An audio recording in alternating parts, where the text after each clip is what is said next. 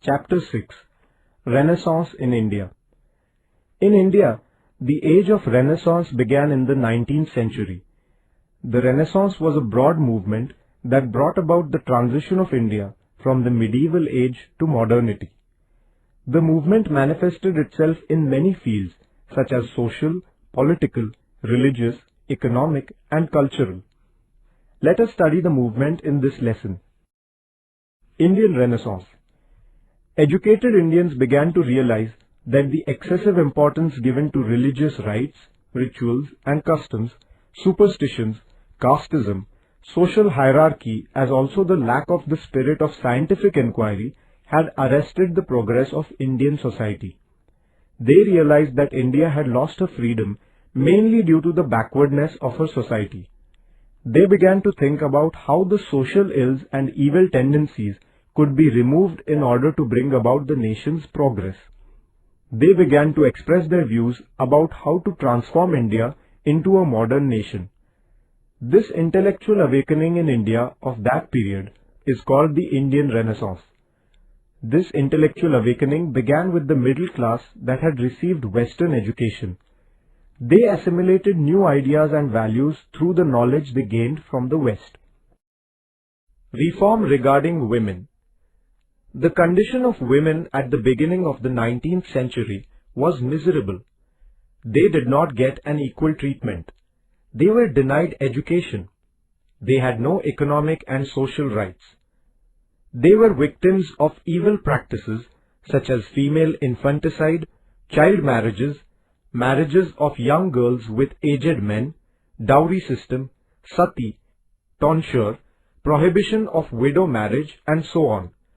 The movement for reforms regarding women addressed these issues.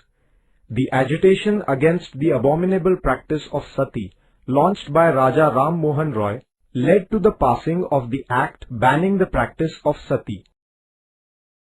Gopal Hari Deshmukh, Lok Hitavadi, severely criticized the evil customs related to women in the Hindu social system. He upheld the equality of men and women, saying that God had created men and women alike, and therefore their rights too are equal. The first school for girls was started by Mahatma Jyotirao Phule in Pune in 1848.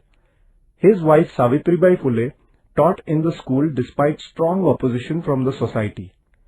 Jagannath Shankar Sheth, Ishwar Chandra Vidyasagar, Pandita Ramabai and other social reformers greatly contributed to the cause of women's education. Mahatma Phule started an orphanage in his own residence. He organized a strike of Nabhiks with a view to putting an end to the practice of tonsure. Mahatma Phule's efforts were not limited to only resolving social issues connected with women. He endeavored to change the male chauvinistic attitude that belittled women.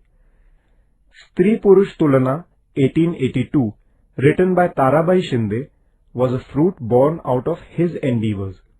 Tarabai, who belonged to a rural Marathi family in the Buldhana region, upheld the rights of women in fiery words.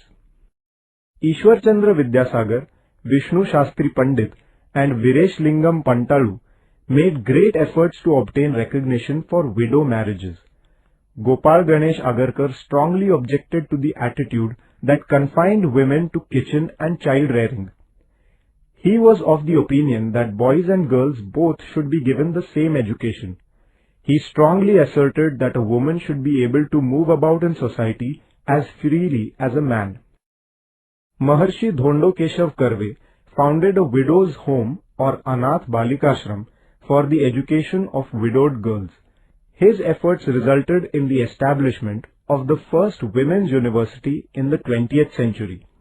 Maharshi Vitthal Ramji Shinde launched a reform movement for women among the larger sections of society.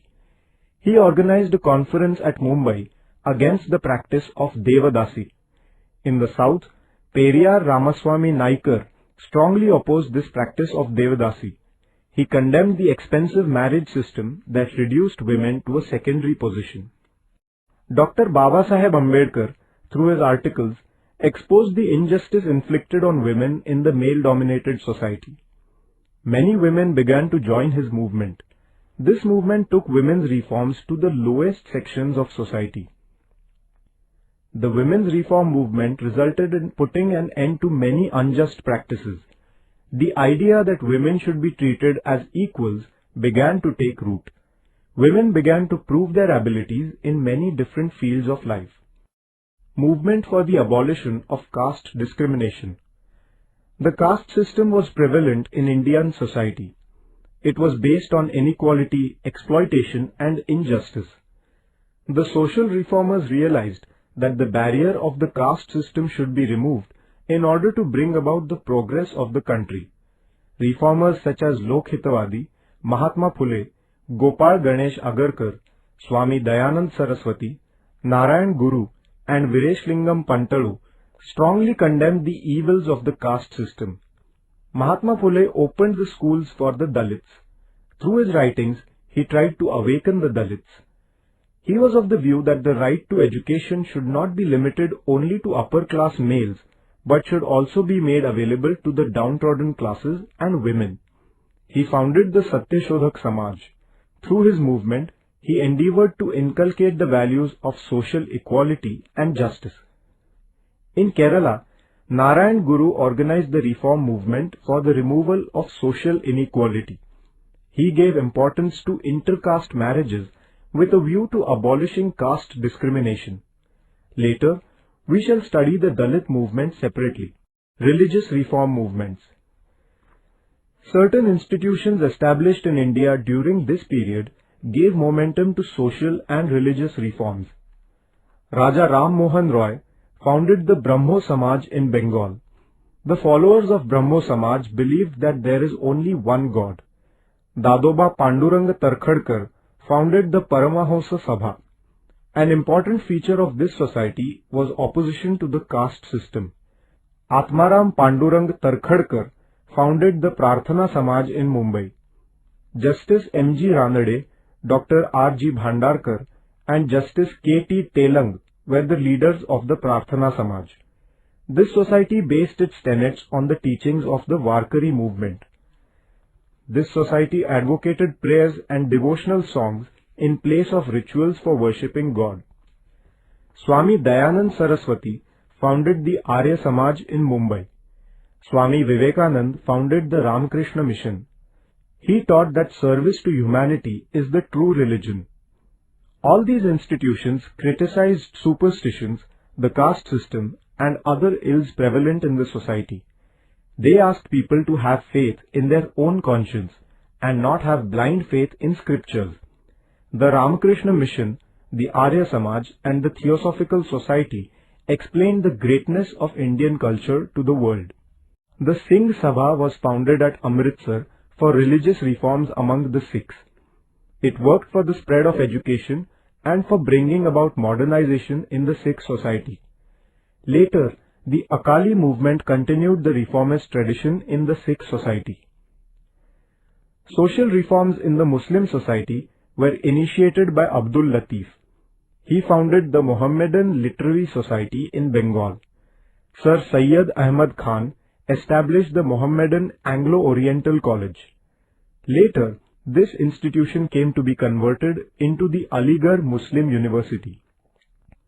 He opposed the ignorance, superstitions, and evil customs prevalent in the Muslim society. He firmly believed that the Muslim society would not progress without the acquisition of Western education and science. Renaissance in other fields. During the Renaissance, along with the reform movements, the progress made in the fields of literature, arts, and science was also remarkable. Gurudev Rabindranath Tagore and C.V. Raman were the recipients of the Nobel Prize in Literature and Science respectively. All these advancements went into the shaping of modern India. During this period, many changes took place in the fields of literature and arts.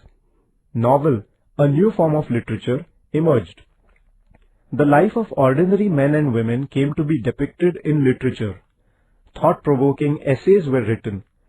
Subjects like the beauty of nature, love for the nation, and human feelings found place in the literature of the regional languages. Inspiring stories and novels giving the message of freedom were written. thoughts about social reforms came to be expressed in literature. Women too began to write in this period. Their writings expressed the female psyche effectively. New journals, newspapers and magazines became vehicles of social reform and political awakening. As in literature, noteworthy progress was also made in the field of arts. Music became more people-oriented. It was used even in the national movement. In Marathi, music-based plays came to be staged. A new style of painting emerged, combining the traditional Indian style of painting with the Western techniques. The Ajanta style, the Mughal and Pahari miniature styles were revived during this period. In architecture, a new mixed style evolved under the influence of the Western style. Many books were written on science. People began to realize the importance of experimentation and scientific outlook for bringing about the progress of the country.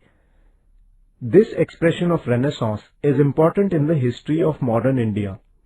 Charged with the ideas of liberty, equality and nationalism, the reformers started a nationwide movement in the political field. We shall study it in the following chapter.